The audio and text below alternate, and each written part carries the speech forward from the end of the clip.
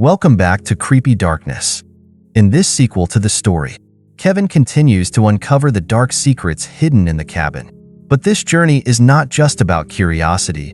Walter's ghost and horrifying crimes are gradually revealed. Can Kevin bring the truth to light and free Eleanor's soul? Find out in this thrilling part 2. Kevin stood silently in front of the wooden house, the darkness of the dense forest surrounding him. Though the necklace had been returned to Eleanor's mother's grave, and her spirit had appeared gratefully, he couldn't deny that things weren't over.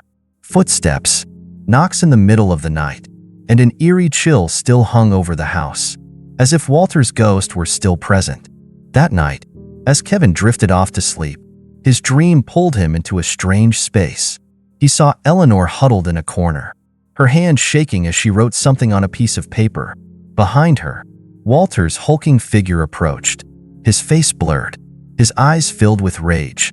"No one must know the truth," Walter growled, and the image abruptly vanished. Kevin sat up, cold sweat soaking his back. The dream wasn't just a hallucination. It was a message. Eleanor needed him to do something the necklace couldn't replace.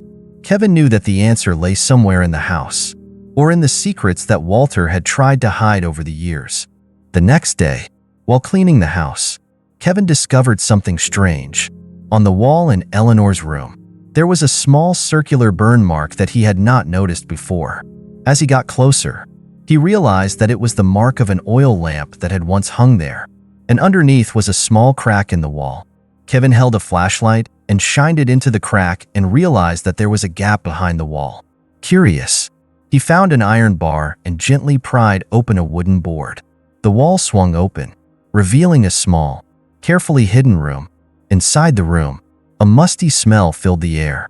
But what caught Kevin's attention most was a dusty desk. On the desk were an old file, black and white photos of young girls, and an unsent handwritten letter. Kevin shook as he opened the letter, the neat but urgent handwriting appearing. "If anyone reads this, please know that I cannot be silent. Walter has done terrible things. If anything happens to me, please find the key in the basement passage. The truth must be revealed." Kevin's hand tightened on the paper, his heart beating fast as the last words gradually imprinted on his mind. The basement passage. That night, as Kevin lay in bed, he could not sleep.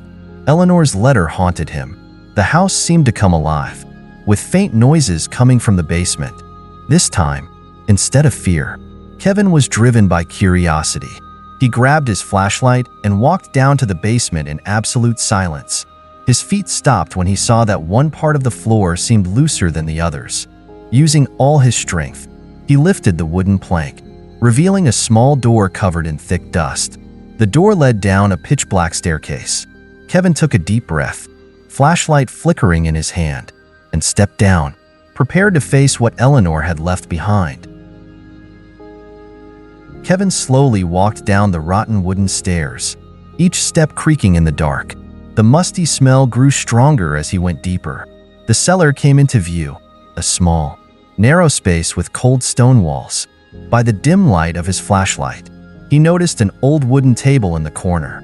On the table were a long-extinguished oil lamp, a few tattered books, and a small metal box with a rusted lock.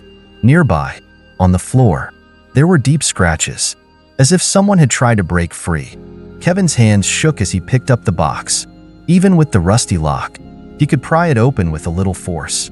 Inside were strange objects, a handkerchief embroidered with EM, an old wooden comb, and a small brass key. His eyes stopped on the key. It didn't look like any other key in the house. Perhaps it opened another secret door. But more importantly, who had left it there and why? Back in the living room, Kevin spread Eleanor's letter out on the table and read it over again. The words "basement passage" replayed over and over in his mind, but there were no more specific instructions. Kevin returned to the basement, this time searching more closely. After checking every corner, he found a rock on the north wall that had been moved. Using the iron bar from the upper floor, he gently pried the rock away, and, as he had expected, there was another small door behind it. The bronze key he had just found fitted perfectly into the lock on the door. When Kevin turned the key, there was a soft click and the door opened. revealing a long hallway leading deeper into the room. The hallway led Kevin to a larger room, filled with wooden shelves and metal boxes. The flashlight beam swept through every corner, revealing a series of old objects, clothes, jewelry, and personal effects, all of which appeared to belong to different women. Kevin felt a chill run down his spine. He realized that this was not just where Walter had kept Eleanor, but where he had probably hidden other horrific crimes as well. One wooden box in particular caught his eye. Inside were black and white photographs of young women, all dressed modestly, but with fear in their eyes. On the back of each photo was a name and a series of numbers, perhaps an age or some kind of code. At the back of the room, Kevin found a leather-bound notebook. Inside were Walter's scribbled, almost hysterical, notes. "I can't let them go. The fools out there will never understand. We have the right to do this. Eleanor knows too much. She must be silenced. Forever." Kevin felt his stomach twist. Walter wasn't just Eleanor's abuser. He was a sadist who committed even more horrific acts. As Kevin closed the book, the room grew colder than ever. His flashlight flickered, and a loud noise came from behind him. He turned, and in the darkness, the silhouette of a tall man appeared. It was Walter. His face was pale. His eyes were hollow and full of hatred, and his voice was deep and gravelly. "You shouldn't have come here." Kevin backed away, feeling as if he were being strangled. Walter's ghost moved closer, making the air in the room feel stuffy. "You hurt Eleanor and others. You can't hide it forever," Kevin said, his voice shaking but determined. Walter's ghost roared, and the room shook. Objects fell from the shelves, making a deafening noise. Kevin realized he couldn't confront Walter directly, so he grabbed the notebook and fled the basement, leaving Walter's maniacal laughter echoing in his wake. Returning to the living room, Kevin placed Walter's notebook on the table. His hands shook as he flipped through the pages, reading the frantic descriptions of his crimes. Walter had used the house as a prison for his victims, and Eleanor was the only one who had ever tried to stand up to him. Eleanor was more than just a victim. She was a witness to Walter's crimes. To protect his secret, Walter killed her and buried the truth in the dark. At the end of the notebook, Walter wrote, "No one will know, even if I die. This secret will never be revealed. The house will forever hold my oath." Kevin felt a weight on his body. He knew he needed to give the notebook to the local authorities, but he also knew that Walter would probably do anything to stop him. Kevin couldn't sleep that night. The house seemed to have a soul, every corner a reminder of what he had just found. Small noises came from the basement, sometimes the wind whistling through the cracks in the door, but sometimes it was a light knocking sound, as if someone was trying to get his attention. Eleanor wasn't there that night, but Kevin felt another presence. The darkness in the house was no longer just darkness. It was a living entity, watching and threatening him. As the clock struck 2 a.m., a loud noise came from the basement, making Kevin jump. He gathered his courage, grabbed his flashlight, and went down into the basement again.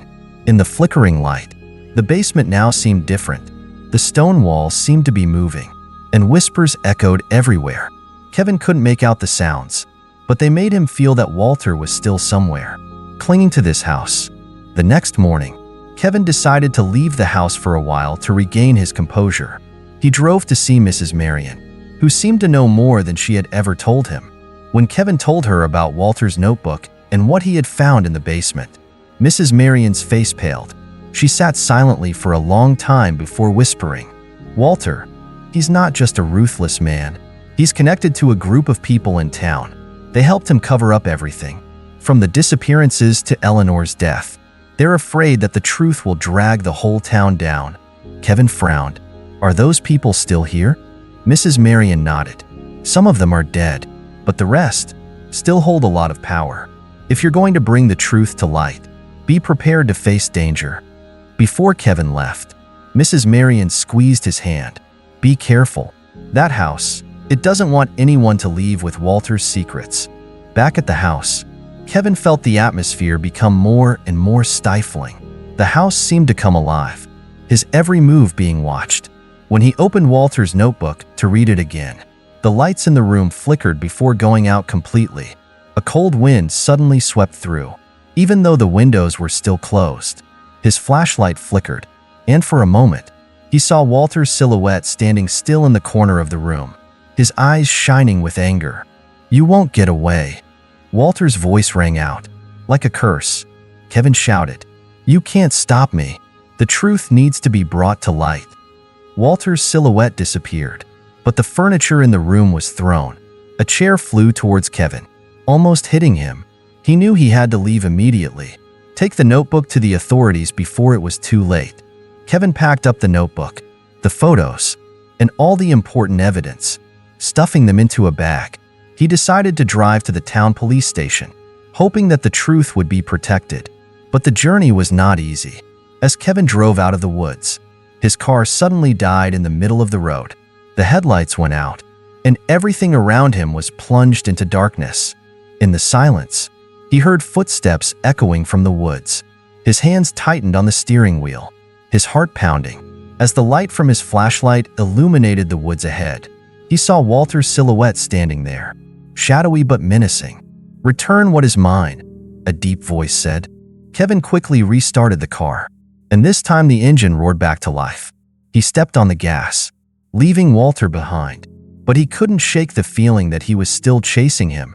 At the police station, Kevin presented all the evidence he had.